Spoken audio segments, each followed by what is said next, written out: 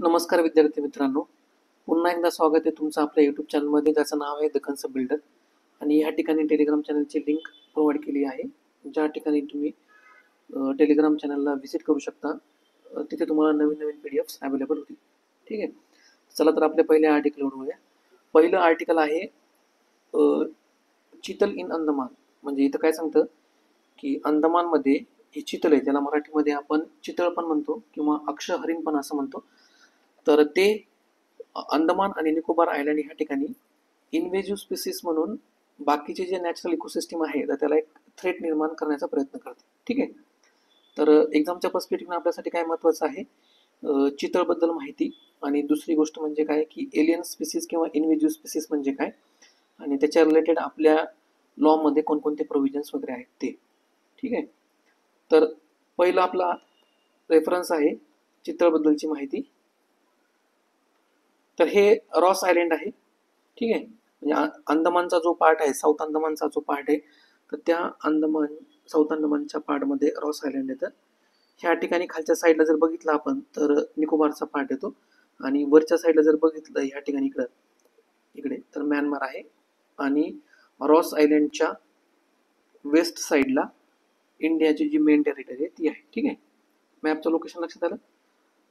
तर invasive alien species म्हणजे काय, जे आपलं कन्व्हेन्शन आहे, कन्व्हेन्शन ऑन बायोलॉजिकल डायव्हर्सिटी, तर ते कन्व्हेन्शन काय सांगतं की अशा स्पीसीज ज्या नवीन एरियामध्ये इंट्रोड्यूस केल्या गेलेल्या आहेत, ठीक आहे, पास्ट किंवा प्रेझेंटमध्ये, आणि ते काय करतात, तिथलं जे नॅचरल हॅबिटेट आहे किंवा बायोलॉजिकल डायव्हर्सिटी आहे तर त्याला थ्रेट किंवा डिस्टर्बन्स निर्माण करतात, तर त्याला काय म्हणतात, इन्व्हेजिव्ह एलियन स्पीसीज असं म्हणतात. ठीक आहे, आपलं जे आता याच्यामध्ये कोणकोणत्या स्पीसीज इन्क्लूड होतात, तर जनरली याच्यामध्ये प्लांट्स असतील आणि फंगाय, ॲनिमल्स असतील, फंगाय असतील, आणि इवन मायक्रो ऑर्गॅनिझम सुद्धा ह्या इन्व्हिजिव्ह एलियन स्पीसीजचा पार्ट आहे. ठीक आहे, आपलं इंडियाचं जे वाईल्ड लाईफ प्रोटेक्शन ॲक्ट 1972 आहे, तर ते काय सांगते इन्व्हिजिव्ह एलियन स्पीसीजबद्दल, which is not native to India and introduce that threatens and adversely impact the wildlife and its habitat. तर इंडियाचा जो वाईल्ड लाईफ प्रोटेक्शन ॲक्ट 1972 आहे, तर हे काय सांगतं की अशा स्पीसीज ज्या इंट्रोड्यूस केलेल्या गेल्या आहेत आणि त्या काय करतात, इंडियाला नेटिव्ह नाही आहेत, म्हणजे त्या बाहेरून इंट्रोड्यूस केल्या गेलेल्या आहेत, आणि त्या इम्पॅक्ट आणि ॲडवर्स इम्पॅक्ट करतात जे इंडियाचं नॅचरल वाईल्ड लाईफ हॅबिटेट आहे त्याला. ठीक आहे, तर याचे आपण इकॉलॉजिकल आणि इकॉनॉमिकल इम्पॅक्ट जे आहेत इन्व्हेजिव्ह एलियन स्पीसीजचे विथ एक्झाम्पल समजून घेण्याचा प्रयत्न करूया. तर पहिलं जे आपलं इम्पॅक्ट आहे तर ते काय करतं की फूड चेन जी आहे ती डिस्टर्ब करतं. ठीक आहे, म्हणजे नॉर्मल फूड चेनमध्ये जर एखादं इन्व्हिजिव्ह स्पीसीज जर एंटर झाली तर ती नॉर्मल फूड चेन काय होती, जनरली डिस्टर्ब होते. ठीक आहे, त्यामुळे पहिला पॉईंट काय आपला की डिस्टर्बिंग द फूड चेन. दुसरं पॉईंट काय की प्रिडेशन ऑन नेटिव्ह स्पीसीज. तर जनरली काय होतं, ह्या एलियन स्पीसीज ज्या असतात तर त्यांना फूडच्या शोधात असतात, आणि ते काय करतात, ज्या नेटिव्ह स्पीसीज आहेत तर त्याच्यावरच त्या काय करतात, भक्ष्य करत असतात. फॉर एक्झाम्पल इथं काय सांगितलेलं आहे, आफ्रिकन कॅटफिश नावाचे एक इन्व्हेजिव्ह स्पीसीज आहे, तर ते काय करतात की जे नेटिव्ह स्पीसीज आहेत, वॉटरफॉल किंवा मायग्रेटरी बर्ड्स वगैरे असतात, तर त्यांच्यावर ते प्रे करतात, आणि ज्यामुळे काय होतं की वॉटरफॉल आणि मायग्रेटरी बर्ड्स जे तर त्यांच्या हॅबिटेटला धोका निर्माण होतो. आणि हे कुठं आढळलेलं आहे, जे राजस्थानमध्ये केवलादेव नॅशनल पार्क आहे भरतपूरमध्ये, तर ती एक युनेस्को वर्ल्ड हेरिटेज साईट पण आहे. तर ह्या ठिकाणी हे आफ्रिकन कॅटफिश ही इन्व्हेजिव्ह एलियन स्पीसीज म्हणून घोषित करण्यात आलेली आहे. ठीक आहे, नेक्स्ट आपलं पॉईंट आहे की जे नेटिव्ह व्हेजिटेशन आहे, ठीक आहे, इम्पेडिंग नेटिव्ह व्हेजिटेशन रिजनरेशन. म्हणजे ह्या स्पीसीजमुळे काय होतं की तिथलं जे नेटिव्ह व्हेजिटेशन आहे, तर ह्या स्पीसीज काय करतात, असं एलियन स्पीसीज तिथलं जे नेटिव्ह व्हेजिटेशन असेल, सीड असतील किंवा सॅम्पलिंग्स किंवा सीडलिंग्स असेल, तर त्याला हे फूड म्हणून त्याचा यूज करतात. आणि ह्या सीड्स किंवा सीडलिंग्सचा फूड म्हणून यूज केल्यामुळे काय होतं की त्याची जी ग्रोथ आहे किंवा ते सीडलिंग्स हे कमी प्रमाणात अवेलेबल होतात, आणि फर्दर त्या नेटिव्ह व्हेजिटेशन जे आहे तर त्याची ग्रोथ होत नाही. ठीक आहे, पुढचा आपला पॉईंट काय आहे की इल्ड लॉस इन ॲग्रिकल्चर.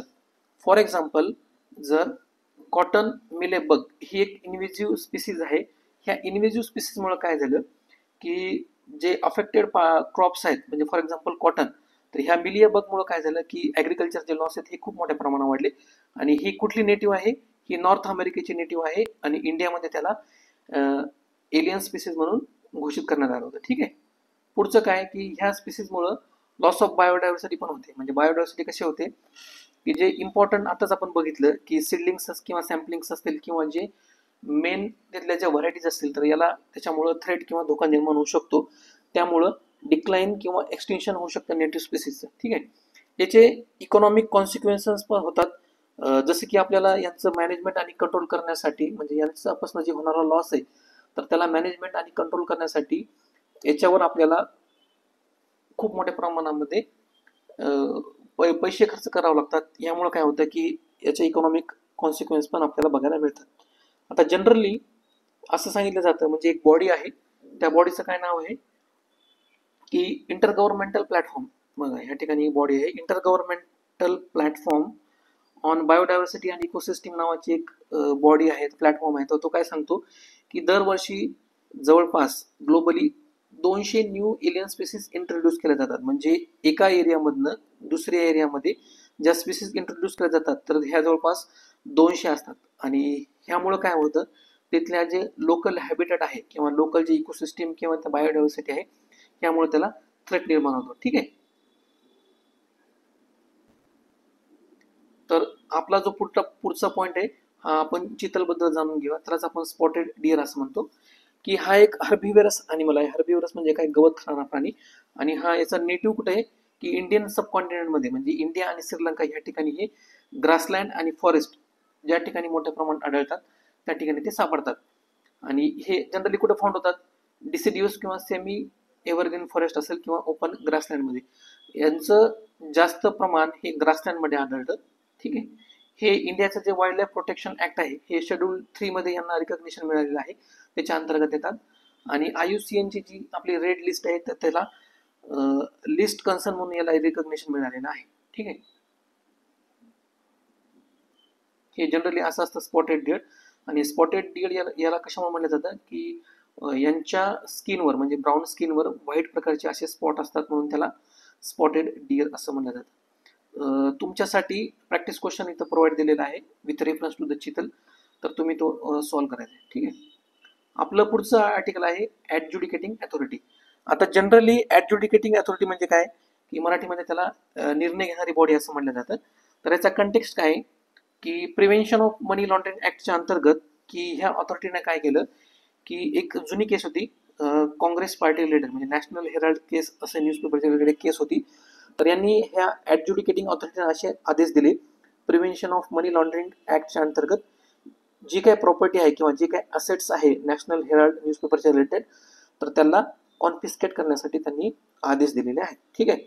तर आपण काय बघूया की ॲडज्युडिकेटिंग अथॉरिटी म्हणजे काय. तर ह्या ऑथॉरिटीचं जे सेटअप आहे तर हे प्रिव्हेन्शन ऑफ मनी लॉन्ड्रिंग ऍक्टच्या अंतर्गत करण्यात आलेलं आहे. आणि ही एक ज्युडिशियल आणि क्वासी ज्युडिशियल बॉडी आहे. याच्यामध्ये कशाच्या रिलेटेड मॅटर असतात की मनी लॉन्ड्रिंग ऑफेन्सेस असेल त्याच्या रिलेटेड आणि कॉन्फिस्केशन ऑफ प्रॉपर्टीज जर असेल अटॅचमेंट ऑफ प्रॉपर्टी जर असेल तर हे ॲडज्युडिकेटिंग अथॉरिटी हे काम परफॉर्म करते. ठीक आहे. आता ह्या ऑथॉरिटीची अपॉइंटमेंट ही सेंट्रल गव्हर्नमेंटद्वारे केली जाते. आणि याच्यामध्ये एक चेअरपर्सन आणि मेंबर्स असतात की जे मेंबर्स असतात ते एक्सपर्टीज असतात कशामध्ये फायनान्स असेल लॉ असेल किंवा ॲडमिनिस्ट्रेशन असेल. ठीक आहे. याचा प्रायमरी रोल काय ह्या ॲडज्युडिकेटिंग ऑथॉरिटीचा की to adjudicate and decide on cases pertaining to the attachment of the property. Basically ॲडज्युडिकेटचा अर्थ काय होतो की निर्णय घेणे किंवा जजमेंट घेणे. आणि हे काय करतात एखादी प्रॉपर्टी हस्तगत करायची का नाही की त्यालाच आपण इंग्लिशमध्ये कॉन्फिस्केट असं म्हणतो. तर त्या याच्याबद्दल हे प्रॉपर्टीबद्दल ते निर्णय घेत असतात. ठीक आहे. तर इथं रोल सांगितलेला आहे ॲडज्युडिकेटिंग अथॉरिटीचा under the prevention of money laundering act. तर याच्यामध्ये वेगवेगळे प्रोव्हिजन्स आहेत आपण ते बघूया. तर पहिलं आपलं पॉईंट आहे तो काय तो आहे अटॅचमेंट ऑफ प्रोव्हिजन. म्हणजे section 5 of prevention of money laundering ऍक्टच्या अंतर्गत ह्या ॲडज्युडिकेटिंग अथॉरिटीला अटॅचमेंटच्या ऑथॉरिटी किंवा पॉवर देण्यात आलेली आहे. ठीक आहे. दुसरं जे काय इश्युएन्स ऑफ अटॅचमेंट ऑर्डर. तर अटॅचमेंट ऑर्डर जी आहे ही कोण इश्यू करतं जे एन्फोर्समेंट डायरेक्टरचे डायरेक्टर आहेत तर हे काय करतं सुरुवातीला एक अटॅचमेंट ऑर्डर इश्यू करतात. जर त्यांना असं सापडलं म्हणजे ती जी प्रॉपर्टी असेल किंवा ॲसेट्स असेल तर ते हे क्राईममध्ये जर यूज केल्या जात असतील किंवा त्यांचं ट्रान्सफर केलं जात असेल किंवा त्यांना कन्सील केलं जात असेल किंवा त्यांना लपवलं जात असेल तर ह्या ठिकाणी जे एन्फोर्समेंट डायरेक्टरचे डायरेक्टर आहेत तर ते काय करतात, एक अटॅचमेंट ऑर्डर इश्यू करतात आणि ह्या अटॅचमेंट ऑर्डरचा व्हॅलिडिटी पिरियड त्यालाच आपण प्रोव्हिजनल अटॅचमेंट ऑर्डर असं म्हणतो. हा जनरली 180 दिवसाचा असतो आणि ह्या 180 दिवसामध्ये काय होतं की ही जी ॲडज्युडिकेटिंग अथॉरिटी आहे तर ती डिसाईड करते की कन्फर्म करते की ज्या प्रॉपर्टीचं कन्फिस्केशन किंवा हस्तांतरण करायचे का नाही. ठीक आहे. आणि एकदा आता हा व्हॅलिडिटी पिरियड 180 दिवसाचा आहे. ठीक आहे.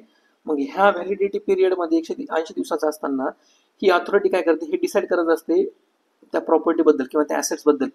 तर तोपर्यंत तो जो ॲक्यूज आहे, म्हणजे फॉर एक्झाम्पल आपल्या केसमध्ये काय की नॅशनल हेराल्ड न्यूजपेपर हा जो ॲक्यूज आहे तो तोपर्यंत हा ती जी प्रॉपर्टी आहे तर हे कंटिन्युअसली त्याचा यूज करू शकतात. एकदा त्यांनी डिसाईड केल्यानंतर मग काय होतं की एन्फोर्समेंट डायरेक्टोरेट जे आहे तर ते काय करतात, त्या प्रॉपर्टीची कस्टडी घेतात. ठीक आहे. म्हणजे इथं पहिल्यांदा रोल काय आहे की एन्फोर्समेंट डायरेक्टोरेटचे डायरेक्टर जे ते काय करतात, एक ऑर्डर अटॅचमेंट ऑर्डर इश्यू करतात. त्यानंतर ॲडज्युडिकेटिंग ऑथॉरिटी आहे ते डिसाईड करते, म्हणजे पूर्ण जे काही केसेसमधल्या लिगॅलिटी ते थरोली ओव्हरव्ह्यू करते आणि त्याच्यानंतर त्याच्यावर डिसाईड करते की ते प्रॉपर्टी कॉन्फिस्केट करायची किंवा हस्तांतरित किंवा हस्तगत करायची का. आणि त्यानंतर एन्फोर्समेंट डायरेक्टोरेट काय करतं, ती प्रॉपर्टी हस्तगत करते. ठीक आहे. लक्षात आलं. तर याच्या रिलेटेड एक प्रॅक्टिस क्वेश्चन तुम्हाला सॉल्व्ह करण्यासाठी दिलेला आहे प्रिव्हेन्शन ऑफ मनी लॉन्ड्रिंग ऍक्टच्या अंतर्गत. तर तुम्ही तो, आपलं पुढचं आर्टिकल आहे फर्स्ट जनरल इलेक्शन जे होतं इंडियामध्ये, जे 1951ला स्टार्ट झालं होतं, तर त्याच्याबद्दल आहे. काही बेसिक इन्फॉर्मेशन आहेत तर ते आपण जाणून घेऊया. याच्यामध्ये काय सांगितलेलं आहे की ज्या वेळेस इंडियामध्ये फर्स्ट इलेक्शन झालं किंवा इंडियाचं कॉन्स्टिट्यूशन ज्यावेळेस फ्रेम झालं तर त्यावेळेस युनिव्हर्सल अडल्ट फ्रँचायझी म्हणजे 18 वर्ष पूर्ण झाल्यानंतर, आता त्यावेळेस 21 वर्ष असं प्रोव्हिजन होतं, तर ते पूर्ण झाल्यानंतर सर्वांना मतदानाचा अधिकार देण्यात यावा. त्यालाच काय म्हणतात की युनिव्हर्सल अडल्ट फ्रँचायझी असं म्हणतात. तर भारत हा काही देशांपैकी पहिला एक देश होता ज्यांनी स्वातंत्र्य मिळाल्यानंतर सगळ्यांनाच मतदानाचा अधिकार दिला. म्हणजे इवन ला सुद्धा, म्हणजे भारताच्या जवळपास 150 ते 200 वर्ष आधी स्वातंत्र्य मिळून सुद्धा त्यांनी त्यांच्या संपूर्ण सिटिझन्सला हा अधिकार दिला नव्हता. आणि त्यांनी म्हणजे भारतानंतर म्हणजे 1965ला सर्व सिटिझनला मतदानाचा अधिकार दिला. आपलं जे चीफ इलेक्शन किंवा आपण त्याला काय म्हणतो इलेक्शन कमिशन ऑफ इंडिया, त्याची स्थापना जानेवारी 25, 1950ला करण्यात आली. आणि ह्या इलेक्शन कमिशन ऑफ इंडियाचे पहिले चीफ इलेक्शन कमिशनर कोण होते, तर सुकुमार सेन हे पहिले चीफ इलेक्शन कमिशनर होते. ज्यावेळेस पहिले इलेक्शन झालं तर त्यावेळेस 1874 लोकसभा कॅन्डिडेट तिथे उभे राहिले होते आणि 15,361 हे स्टेट असेंब्लीमध्ये उभे राहिले होते. ठीक आहे. तर काही इम्पॉर्टंट फॅक्ट्स आहेत. कोट्टायम, अल्लापल्ली आणि गुडीवाडा हे जे 3 प्लेस आहेत, ह्या ठिकाणी हायेस्ट वोटर टर्नआउट म्हणजे सर्वात जास्त लोकांनी मतदानाचा हक्क बजावला होता. तर कोट्टायममध्ये जवळपास 80.3% लोकांनी मतदानाचा हक्क बजावला होता. त्याच्यानंतर अलप्पीमध्ये जवळपास 78.1% लोकांनी मतदानाचा हक्क बजावला होता. आणि गुडीवाडा नावाचा जो प्लेस आहे ते मद्रासमध्ये येतं, तिथं 77.9% लोकांनी मतदानाचा हक्क बजावला होता. ठीक आहे. ज्यावेळेस आपलं पहिलं लोकसभा इलेक्शन झालं तर त्या ठिकाणी असं पण प्रोव्हिजन होतं, मल्टिपल मेंबर कॉन्स्टिट्युएन्सीची जी प्रॅक्टिस होती ती आपण फॉलो करायचो. तर बेसिकली मल्टिपल मेंबर कॉन्स्टिट्युएन्सीज म्हणजे काय की अशा ठिकाणी एका कॉन्स्टिट्युएन्सीमध्ये मोर दॅन 1 मेंबर असतात, म्हणजे 2 मेंबर पण निवडून येऊ शकतात अशा ठिकाणी. पण ती प्रॅक्टिस जी आहे ती आपण काय केलं, 1962 नंतर ती आपण ॲब्रोवेट केली किंवा डन अवे केली. ठीक आहे.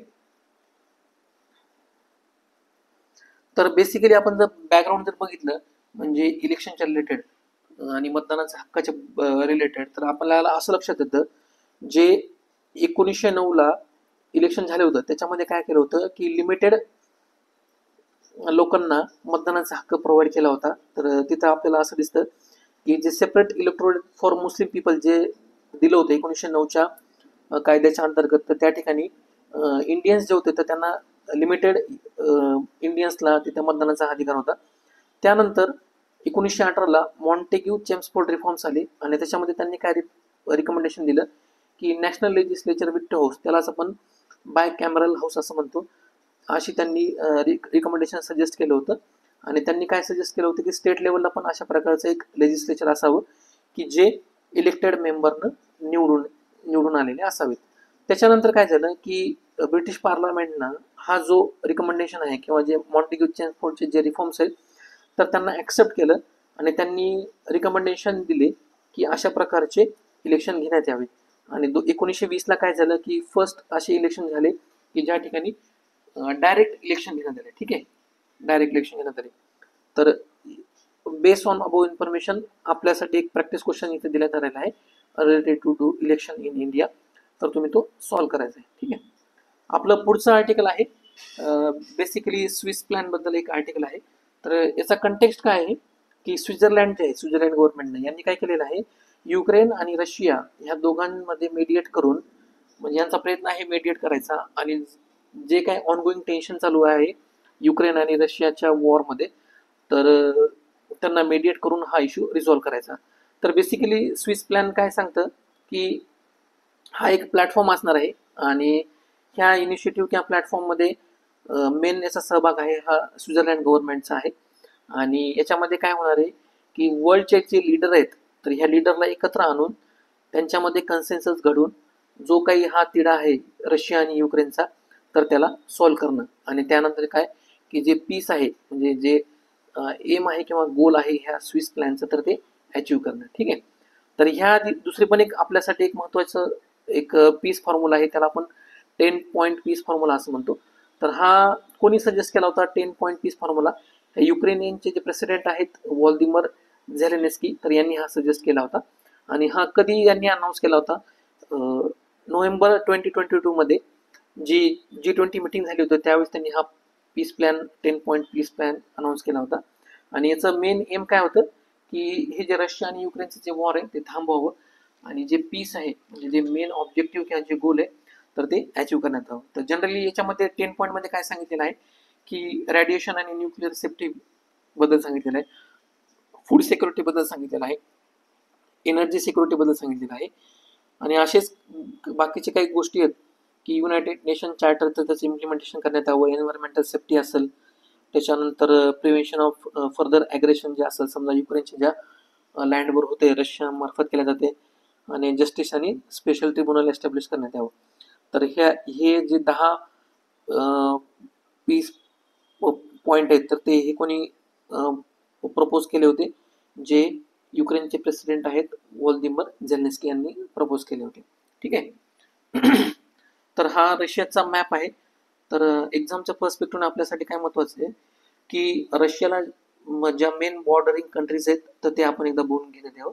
ठीक आहे, आणि इथे सेम म्हणजे क्वेश्चन प्रोव्हाइड केलेला आहे की त्याच्यामध्ये काय विचारलेलं आहे की which of the following countries or how many of the above countries are bordering Russia.